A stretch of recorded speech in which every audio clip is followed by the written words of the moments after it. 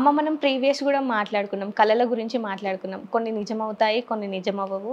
కొన్ని అలా కనిపించి వెళ్తాయి. దేవుళ్ళు కానివ్వండి, మనుషులు కానివ్వండి. అసలు కలలో కనబడింది నమ్మవచ్చంటారా? ఇప్పుడు కల్లో అంటే చాలామంది యోగుల గురించి ఎందుకులేండి. జనరల్గా ఇళ్లల్లో బాగా పూజలు చేసే ఆడవాళ్ళు ఉంటారు. అవును.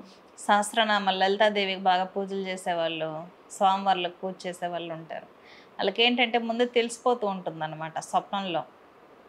ఇప్పుడు ఎగ్జాంపుల్కి శ్రీనివాస రామానుజన్ తీసుకుందాం, గొప్ప సైంటిస్ట్ ఆయన. అవును. మ్యాథ్స్లో 3000 దాకా ఫార్ములాస్ కనిపెట్టారు. అవునా? అవును. మీరు ఆయన చరిత్రను కానీ తీసుకున్నట్లయితే ఆయన ఏమైనా స్టేట్మెంట్ ఇచ్చారు? అఫీషియల్ స్టేట్మెంట్ ఇది. నా కల్లో రక్త బిందువులు కనపడేవి. అది చాట్ బోర్డ్ లాగా అయ్యేది, రెడ్ కలర్ చాట్ బోర్డ్. దాని మీద ఎవరో ఫార్ములాస్ చెప్పేవాళ్ళు, నాకు మ్యాథ్స్ చెప్పేవాళ్ళు కల్లో.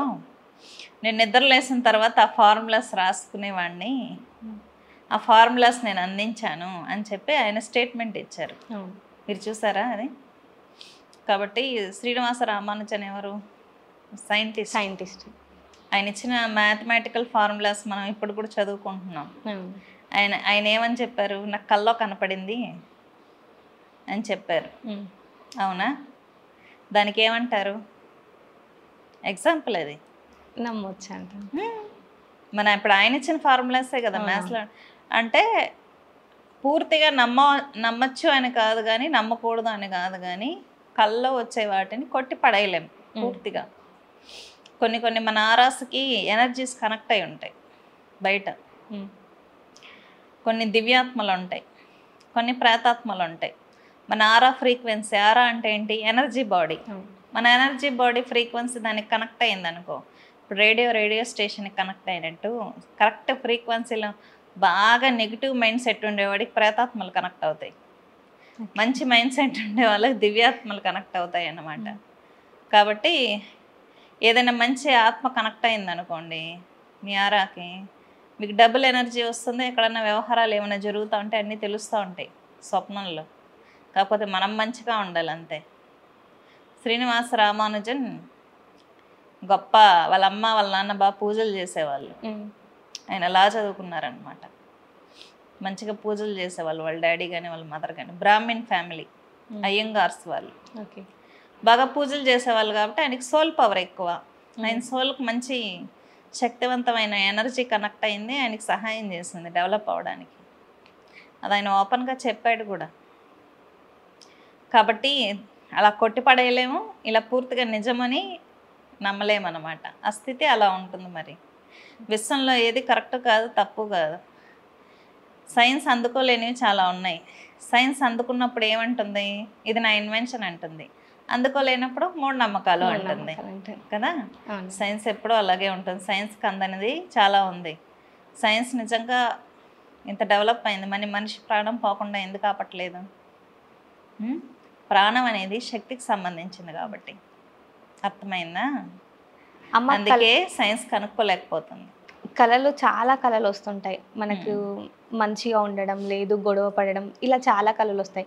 కానీ బ్రతికున్న మనిషి చనిపోయినట్టు కూడా కళ వస్తుంది కదమ్మా. అలా రావడం వల్ల ఏం జరుగుతుందమ్మా? అంటే మనిషికి ఏమైనా ప్రమాదం ఉంటుందంటారా? ప్రయోగించారు నెగిటివ్ ఎనర్జీ, ఎవరో క్రియేట్ చేసి వదిలేరు అని అర్థం. నెగిటివ్ కనెక్ట్ కాకూడదు, కనపడకూడదు. శవాలు, భస్మము, చనిపోయిన వ్యక్తులు, ఇవంతా నెగిటివ్. బ్రతికున్న వాళ్ళు చనిపోయినట్లు కళలో కనిపిస్తే ప్రమాదంలో ఉన్నారు అని అర్థం.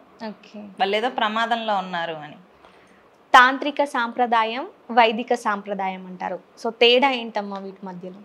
తాంత్రిక సాంప్రదాయం అంటే ఏంటంటే, అసలు తంత్రం అంటే ఏమంటారంటే, అమ్మవార్లకు పూజ చేసే వాళ్ళని తాంత్రికులు అంటారు. కేరళ అయితే తంత్రి అంటారు. ఓకేనా? తంత్రంలో పురుష దేవతలకు పూజ చేస్తే తాంత్రిక పూజ అంటారు. ఆడవాళ్ళకు పూజ చేసేదాన్ని విద్యలు అంటారు. అందుకే మీకు స్త్రీ విద్యా తంత్రం అని ఉంటుంది, దశమహా విద్యలు అంటారు. ఏంటంటే స్త్రీలకు చేస్తే విద్యలని, పురుష దేవతలకు చేస్తే తంత్రంలో తాంత్రిక పూజ అంటారు. అంతే. తాంత్రిక పూజ అంటే అదేం తప్పు కాదు. చాలామంది దాన్ని మిస్యూజ్ చేశారనమాట. తాంత్రిక పూజ అంటే అదేదో నెగిటివ్ అన్నట్టు క్రియేట్ చేసి వదిలేశారు పబ్లిక్లో. అమ్మవార్లకు పూజ చేస్తే తాంత్రిక పూజనే అంటారు. ఇక వైదికం అంటే ఏంటంటే నిరాకార నిర్గుణమైనటువంటి పరబ్రహ్మను సూచిస్తుందన్నమాట. సామూహికంగా ప్రజలందరూ లోక కళ్యాణం కోసం అందరికీ అంటే గ్రూప్ ఆఫ్ పీపుల్కి మంచి జరగాలని చేసేటటువంటి పూజ వైదిక పూజ అన్నమాట. ఇక్కడ తాంత్రిక పూజ అంటే సెల్ఫ్ డెవలప్మెంట్, మన కోసం మాత్రమే మనం చేసుకుంటూ ఉంటాం. మన ఉపాసన, మన శక్తిని మనం డెవలప్ చేసుకోవడం, సెల్ఫిష్గా చేసుకుంటూ ఉంటాం. దీన్ని తాంత్రిక పూజ అంటారు. ఫస్ట్ ఈ వేదాల నుంచే తంత్రాలు అనేవి ఉద్భవించాయని మన పూర్వీకులు చెప్తారనమాట. అంటే ఎప్పటి నుంచో వీటికి సరైన ఆధారాలు లేవు, కానీ వైదికం ముందా తాంత్రికం ముందా అని. కానీ కొంతమంది మాత్రం వైదికం నుంచే తాంత్రికం అనేది ఉద్భవించిందని స్టేట్మెంట్ అయితే ఇచ్చున్నారు ఇప్పటికీ కొంతమంది పండితులు. ప్రపంచంలోనే మొట్టమొదటి తాంత్రికుడు ఎవరంటే పరమేశ్వరుడు అనమాట. ఆయనే మొట్టమొదటి తాంత్రికుడు. ఆయనకి మించిన తాంత్రికుడు ఎవరూ లేరు. తర్వాత ఆది శంకరాచార్యుల వారు, ఆయన శ్రీ విద్యా తంత్రం దక్షిణాదిలో బాగా వ్యాప్తి చేశారనమాట. ఆయన గొప్ప తంత్రం తెలిసినటువంటి మహానుభావులు, గొప్ప గురువు.